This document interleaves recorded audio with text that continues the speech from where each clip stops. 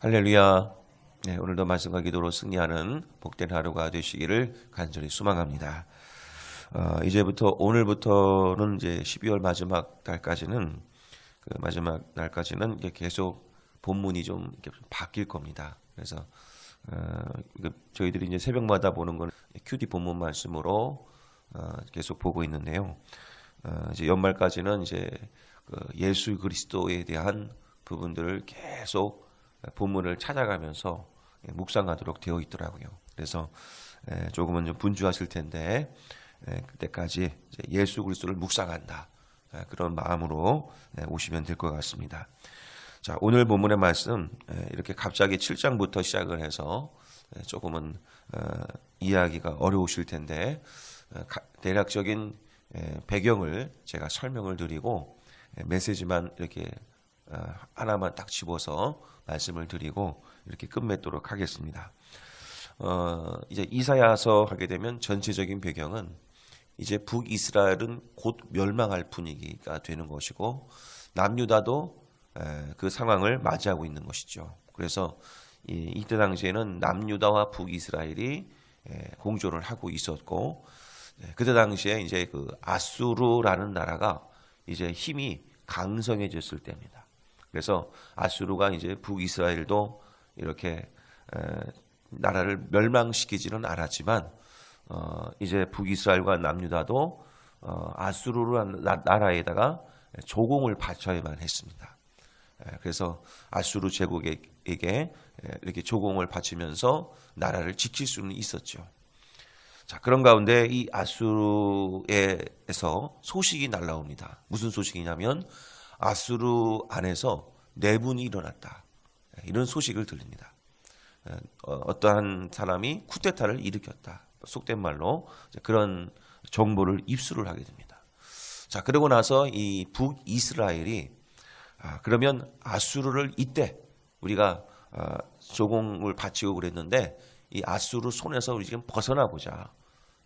그래가지고 북이스라엘의 위쪽 지방에 있었던 바로 이른바 시리아, 이제 암몬, 아람, 이런 아람 족속 사람들하고 연합을 하게 됩니다. 그래서 이제는 아수르를 의지하지 말고 우리가 그 아수르를 쳐부수자, 대적하자. 자, 그렇게 연합을 하게 되죠. 그때 이제 북이스라엘이 남유다한테도 얘기를 하는 겁니다. 나도 우리 아람 족속과 북이스라엘도 연합을 할 테니 남유다도 같이 하나 되자. 그때 남유다는 어떤 정책을 하게 되느냐? 바로 친아수르 정책을 그때 피게 됩니다. 그래서 오히려 아수르를 의지하겠다, 이런 표명을 하게 되죠. 그러니까 북이스라엘과 아람 족속이 이제 배신을 당한 느낌에 들어서 아수르를 의지한다라는 남유다 정책을 듣고는 북이스라엘과 아람 민족이 연합을 해가지고 남유다로 쳐들어오는 겁니다. 자, 그 내용 배경이 오늘 7장의 그 근본적인 배경 내용입니다. 그래서 1절을 보시면 그때 남유다의 왕은 누구였느냐? 아하스 왕이었다는 거죠. 아하스 왕. 아하스 왕 때 보면 아람의 르신 왕, 르말리아의 아들 이스라엘의 베가 왕, 그러니까 북이스라엘의 베가 왕과 아람의 르신 왕이 연합을 해서 예루살렘을 치러 내려온 겁니다. 배경은 남유다의 아하스 왕이 아수르 나라의 친아수르 정책을 피니까 괘씸하게 여겨서 지금 치러 오는 겁니다.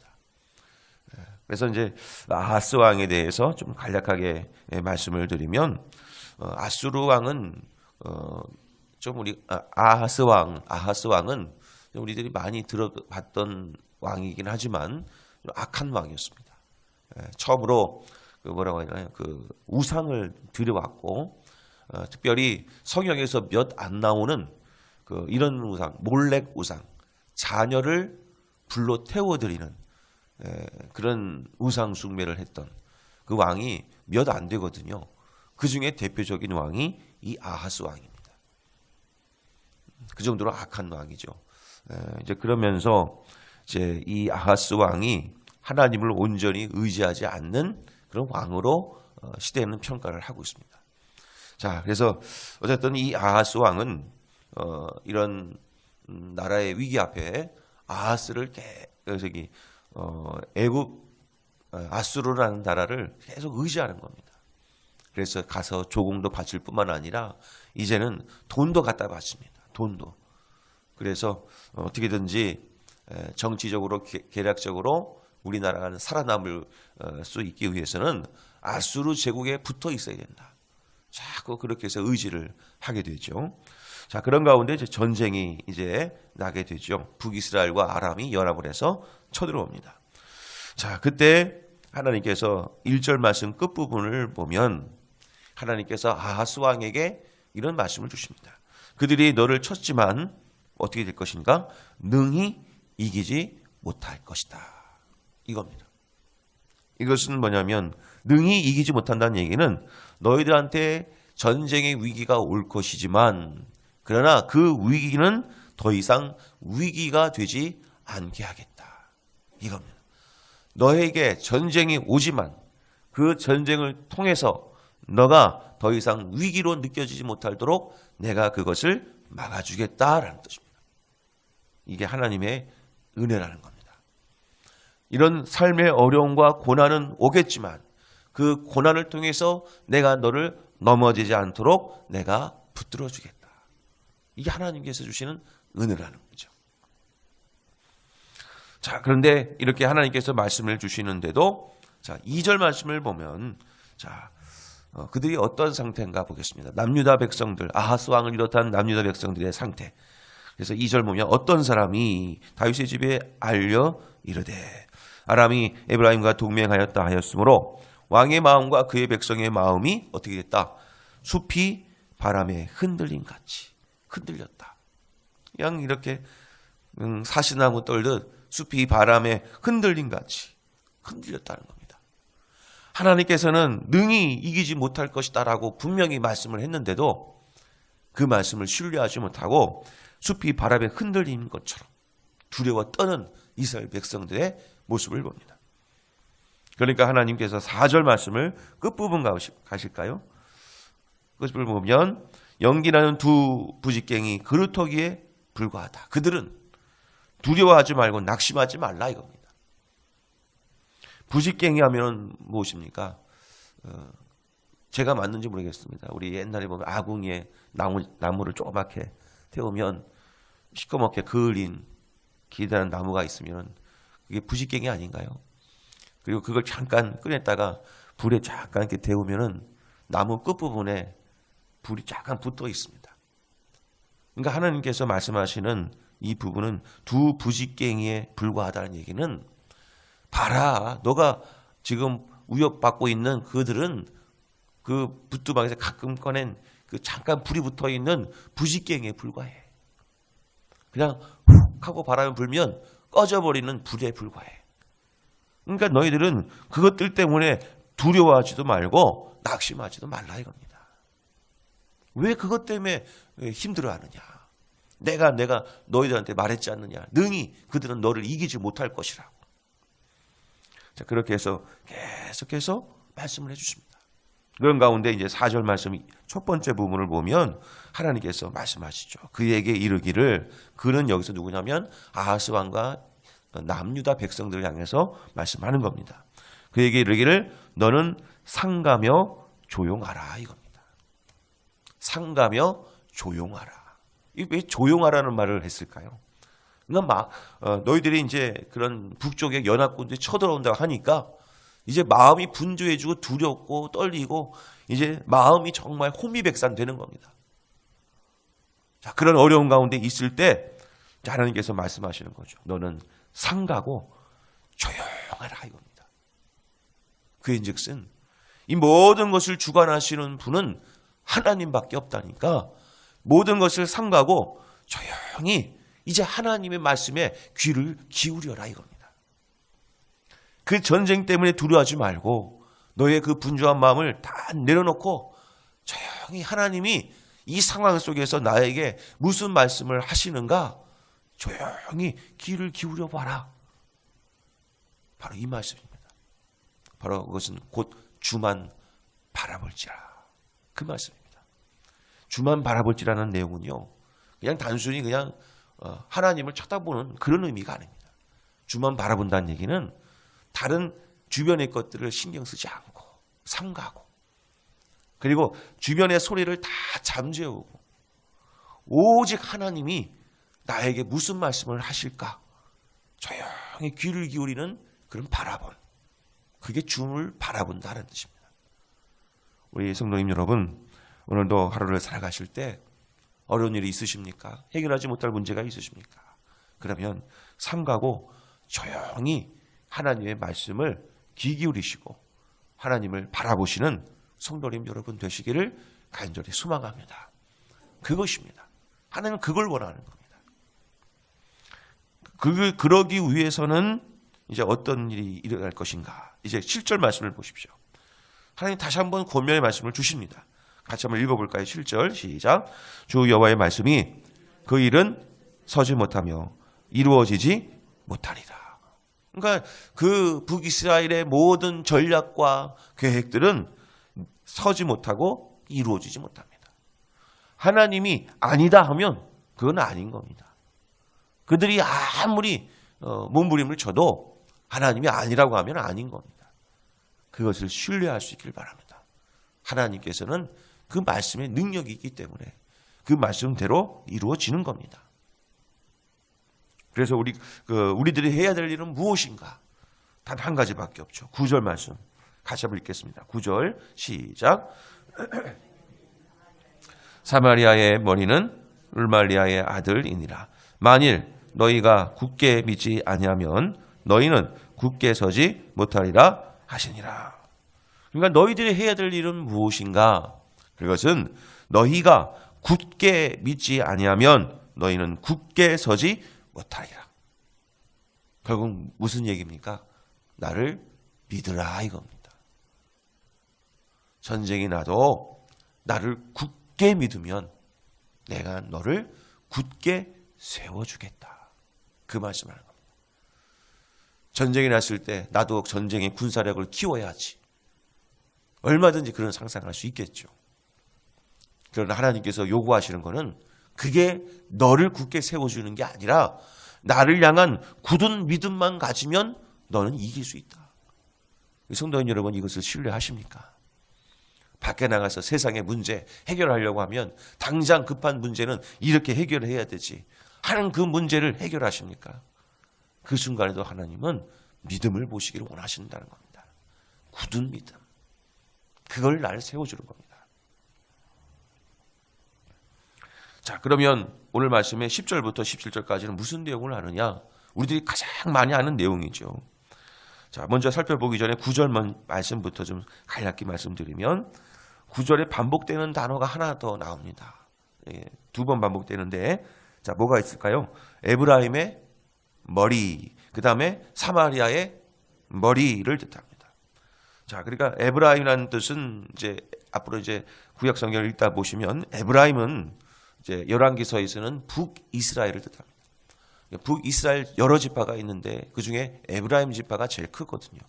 그러니까 에브라임이라고 하는 것은 북이스라엘을 뜻하고 사마리아라는 뜻은 그 북쪽 지방을 뜻하는데 시리아를 뜻합니다. 시리아. 그러니까 곧 여기서는 아람을 뜻하겠죠. 자, 그러면 그렇게 해석을 한다면 무엇이겠습니까? 북이스라엘의 머리는 뭐냐? 사마리아인데 그 사마리아의 머리는 누구냐? 르말리의 아들 시리아다 이거죠. 그러니까 이 머리라는 얘기는 세상들의 머리는 이러이러하다 이렇게 얘기를 하죠. 자, 그러면 남유다의 머리가 이 9절 안에 나와 있습니까? 세상 나라의 머리는 다 소개를 하고 있습니다. 그런데 남유다의 머리는 나와 있습니까? 없습니다. 그럼 남유다의 머리는 어디 있을까요? 바로 10절부터 17절까지 남유다의 머리는 누구냐? 그걸 설명을 하는데 그 머리는 바로 이 사람입니다. 13절. 14절이죠. 같이 읽겠습니다. 14절 읽겠습니다. 시작. 그러므로 주께서 친히 징조를 너에게 주실 것이라. 보라, 처녀가 잉태하여 아들을 낳을 것이요 그의 이름을 임마누엘이라 하리라. 아멘. 남유다 백성이여, 너희들은 세상의 머리를 의지하지 말고 진정한 머리를 의지해라. 바로 그분이 누구십니까? 예수 그리스도. 바로 그분이 너희들의 진정한 통치자가 되실 것이다. 그것을 성경은 얘기하고 있는 겁니다. 하나님께서 우리를 다스려 주실 때 능히 이기지 못하도록 막아주실 것이고 굳게 너희들을 세워주실 것이다. 그러므로 그분을 굳게 믿으라. 그러면 너희들의 모든 것을 안연하게 지켜주실 것이다. 그 말씀을 하고 있는 겁니다. 아하스 왕은 이런 하나님의 권면에도 불구하고 뭐라고 얘기하느냐. 11절 말씀을 가시죠. 하나님께서 친히 말씀합니다. 너는 내 하나님 여호와께 한 징조를 구하되 깊은 데서든지 높은 데서든지 구하라 하시니. 여기서 구하라라는 내용은 두 번 반복되는데 이 본문에서는 강세 명령이라고 합니다. 강조하는 명령. 구하고 제발 좀 구해라. 아주 강조하는 명령입니다. 아하스 왕아, 제발 좀 하나님께 기도해. 기도해야 너가 그 응답 받아. 계속해서 강조를 하는 거예요. 왜냐하면 이 순간에도 아하스 왕은 하나님을 의지하지 않았거든요. 전쟁이 코앞인데도 하나님을 의지하지 않았거든요. 그때 아하스가 이런 말을 합니다. 12절 마지막입니다. 같이 읽겠습니다. 아하스가 이르되 나는 구하지 아니하겠나이다. 나는 여호와를 시험하지 아니하겠나이다 한지라. 아하스는 얘기합니다. 저는 이것 가지고 하나님을 시험하지 않겠습니다. 저는 그래서 하나님께 구하지 않겠습니다. 시험하지 않겠다는 말은 물론 성경에도 나와 있습니다. 신명기서 6장에 보시면 주 너의 하나님을 시험하지 말라라고 되어 있거든요. 그 말씀을 근거로 나는 하나님 시험하지 않겠으니 나는 하나님께 구하지 않겠습니다. 그런데 아하스는 성경에 그 말씀을 껴서 같이 말을 했지만 근본 의도는 아니었습니다. 역사적 배경은 무엇이었냐면 이때 아하스 왕은 바로 아수르 나라한테 수많은 돈을 갖다 더 바쳤습니다. 자신의 생각이 더 맞은 거죠. 아수르를 의지하는 것이 나는 맞다. 지금 당연한 것이다. 그래야 북이스라엘과 아람 나라를 물리칠 수 있다라고 정략적으로 계산을 이미 끝내놨습니다. 내 생각이 맞다 이거죠. 이미 그렇게 결정을 내렸으니 내가 하나님께서 그렇게 말씀하셔도 저는 기도하지 않겠습니다. 내 생각이 맞습니다. 이겁니다. 사랑하는 성도 여러분, 하나님은 기도하기를 원하시는 줄 믿으시기를 바랍니다. 당연한 것이라고 할지라도 기도하라는 겁니다. 너는 이미 아수르라는 나라한테 조공 바친 거 하나님이 왜 모르시겠습니까? 알고 계시죠. 그렇지만 여호와 아하스야 제발 좀 나한테 구해라.